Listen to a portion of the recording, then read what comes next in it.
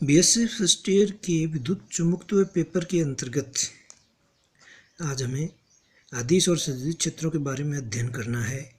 अदिश और सदिश क्षेत्र की परिभाषा क्या है, इनका नोटेशन क्या होता है, अदिश और सदिश पृष्ठ क्या होते हैं, ग्रेडियंट क्या होता है, इनके बारे में हमें अध्ययन करना है। तो अदिश, सबसे पहले बात करें अदिश क्षेत्र की, तो वह आकाश या समष्टि जिसमें निरूपित की गई किसी अदिश भौतिक राशि का मान, अदिश भौतिक राशि का मान आकाश या समष्टि के प्रत्येक बिंदु पर बिंदु के निर्देशांकों का फलन हो, उसे अदिश क्षेत्र कहते हैं। यहाँ पर अदिश राशि को इंगित करने के लिए सिर्फ निर्देशांकों की आवश्यकता होती है, डायरेक्शन या दिशा की नहीं होती है। अतः ऐसा क्षेत्र जिसमें किसी भौतिक राशि का मान है सिर्फ और सिर्फ निर्देशांकों पर निर्भर करता है, वह क्षेत्र अदिश क्षेत्र कहलाता है। किसी अदिश राशि फलन फाई के लिए इसका नोटेशन हो जाएगा, ये जो फंक्शन फाई है ये कोऑर्डिनेट एक्स वाई जेड का कोई फलन है। इसके उदाहरण लें तो जैसे गुरुत्वीय विभव, विद्युत विभव, ताप, दाब, घनत्व इत्यादि सिर्फ और सिर्फ निर्देशांकों पर डिपेंड करते हैं, उनकी डायरेक्शन पे नहीं। तो इस प्रकार के जो क्षेत्र हैं वो अदिश क्षेत्र कहलाते हैं। आकाश में अदिश क्षेत्र को बंद पृष्ठों द्वारा व्यक्त किया जाता है। अब इन बंद पृष्ठों के अंतर्गत यदि हम समविभव पृष्ठ की बात करें, समविभव का मतलब एक जैसा विभव रहने वाला है, तो ऐसे समस्त बिंदुओं का बिंदुपथ जिन पर विभव का मान समान रहता है, उस बिंदुपथ से प्राप्त पृष्ठ को समविभव पृष्ठ कहते हैं। जैसे उदाहरण के लिए यहाँ जो दो पृष्ठ बनाए हुए हैं, ये एक पृष्ठ सरफेस S1 ले लिया जिस पर हमने नोटेशन φ1 डाला है, तो ये समविभव पृष्ठ है जिसके प्रत्येक बिंदु पर जो विभव है उसका मान φ1 है। तथा इसी प्रकार कोई दूसरा पृष्ठ S2 है जिसके प्रत्येक बिंदु पर विभव का मान φ2 है। चूँकि प्रत्येक बिंदु पर विभव का मान समान रहता है, इस कारण इस प्रकार के जो पृष्ठ हैं वो समविभव पृष्ठ कहलाते हैं। तथा कभी भी दो समविभव पृष्ठ एक दूसरे को काटते नहीं हैं। अगला अपना बिंदु है वो है सदिश क्षेत्र। तो सदिश भौतिक राशियाँ होती हैं, उनको व्यक्त करने के लिए निर्देशांकों के साथ साथ दिशा की भी आवश्यकता होती है।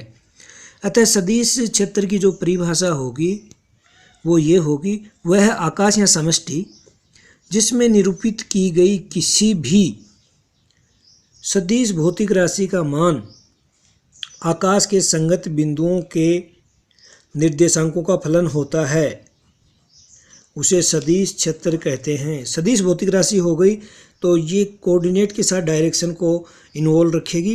अतः इस प्रकार का आकाश में संगत बिंदुओं का जो बिंदुपथ है, निर्देशांकों का जो फलन है वो सदिश क्षेत्र कहलाता है।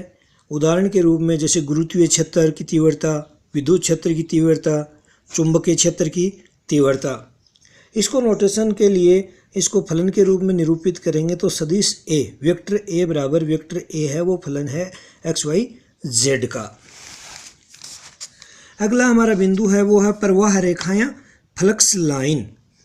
यदि सदिश क्षेत्र वक्र रेखा द्वारा परिवर्तन व्यक्त करता है तो उस सदिश वक्र क्षेत्र के अभीष्ट बिंदु पर खींची गई स्पर्श रेखा क्षेत्र की दिशा दर्शाती है।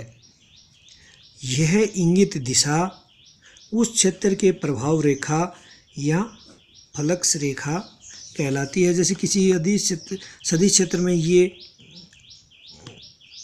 बल रेखा है वो वक्राकार है, तो इस पॉइंट पे स्पर्श रेखा ये है, इस पे ये है, तो यानी कि जिस पॉइंट पे हमने टेंजेंशियल लाइन स्पर्श रेखा खींची वह उस बिंदु पर उस क्षेत्र की दिशा को दर्शाएगी और यह क्षेत्र की प्रवाह रेखा या फ्लक्स लाइन कहलाती है।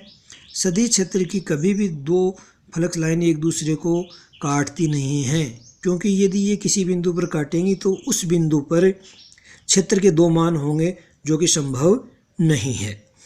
सदिश क्षेत्र का परिमाण, सदिश क्षेत्र के किसी बिंदु पर सदिश क्षेत्र की दिशा के लंबवत अल्पांश क्षेत्रफल से निर्गत प्रति एकांक क्षेत्रफल बल रेखाओं की संख्या सदिश क्षेत्र के परिमाण के बराबर होती है। यानी सदिश क्षेत्र की वैल्यू कितनी है, उसका मान क्या है, तो बल रेखाओं की डायरेक्शन के लंबवत हम कोई अल्पांश क्षेत्रफल की कल्पना करें तो प्रति एकांक क्षेत्रफल जितनी बल रेखाएं निकलेंगी वह उस सदिश क्षेत्र का परिमाण को व्यक्त करेगा। यदि बल रेखाओं की संख्या ज़्यादा है तो वहाँ पर सदिश क्षेत्र है वो प्रबल है, यदि बल रेखाओं की संख्या कम है तो वहाँ पर सदिश क्षेत्र का मान अपेक्षाकृत कम होगा।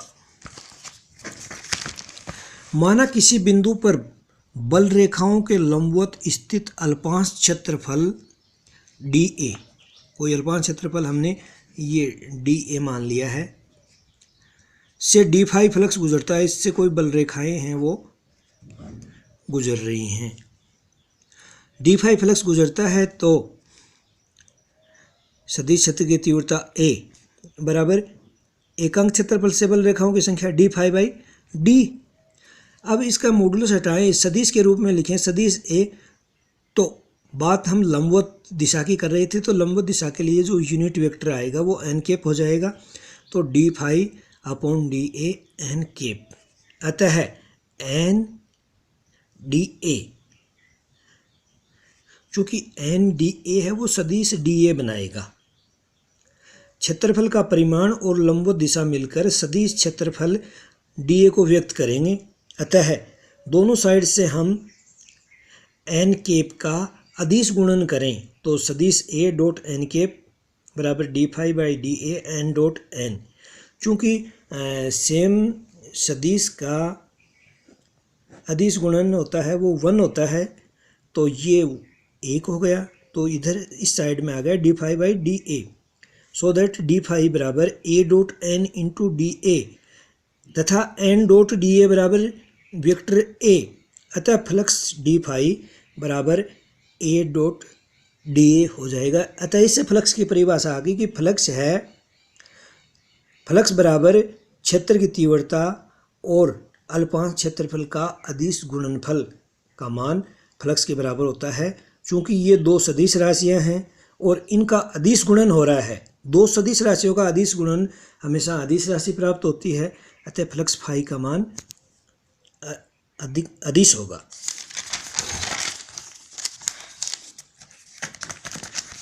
अब हमारा अगला जो बिंदु है वो है आंशिक अवकलज।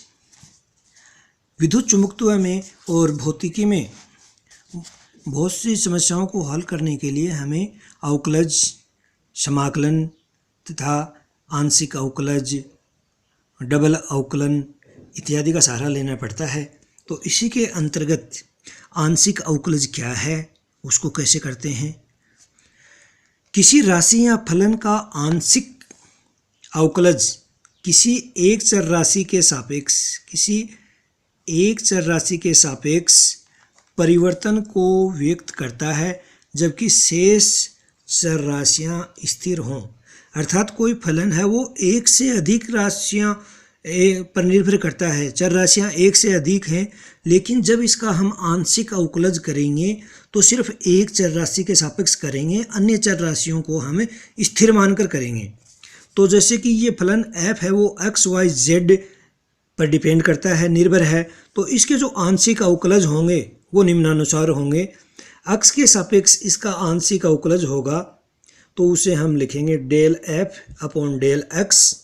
यहाँ y और z स्थिर कोऑर्डिनेट, y और z को स्थिर मानकर, यानी कि इनमें कोई चेंज न होकर फलन है वो सिर्फ x के सापेक्ष चेंज हो रहा है, तो ये x के सापेक्ष फलन f का आंशिक अवकलज कहलाएगा।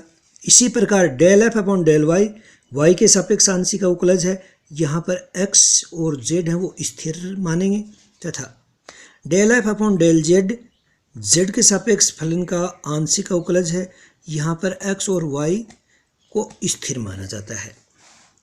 अतः डेल फाई फ्लक्स का एक्स के सापेक्ष जो आंशिक अवकलज होगा तो del phi by del x बराबर लिमिट डेल्टा एक्स 0 की ओर अग्रसर है, अति न्यून है।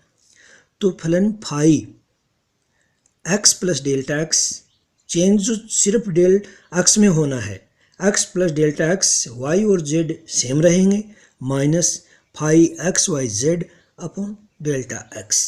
इसी प्रकार del phi upon del y तो limit delta y tends to 0, phi x में no change y plus delta y और z minus phi x y z upon delta y. इसी प्रकार del phi by del z limit delta z 0 की ओर अग्रसर है, अति न्यून है।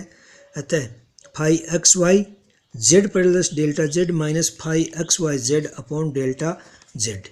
तो इस प्रकार हम फ्लक्स के एक्स वाई जेड के सापेक्ष आंशिक अवकलज ज्ञात कर लेंगे। आंशिक अवकलज ज्ञात करने के पश्चात यदि संपूर्ण अवकलज ज्ञात करना हो तो माना फाई का संपूर्ण अवकलज डेल्टा फाई है। अतः डेल्टा फाई बराबर del phi by del x जो हमने ऊपर परिभाषित किया है into delta x plus del phi by del y delta y plus del phi by del z delta z. तथा सीमांत परिवर्तन के लिए जब सीमांत परिवर्तन होता है तो डेल्टा है वो डी में चेंज हो जाता है, डी के रूप में उसको नोटेशन करेंगे। तो सीमांत परिवर्तन के लिए संपूर्ण अवकलज डी फाई बराबर del phi by del x D x plus del phi by del y D y plus del phi by del z D z. तो ये जो सूत्र दिया गया है इसके द्वारा हम सीमांत परिवर्तन के लिए संपूर्ण अवकलज ज्ञात कर लेंगे।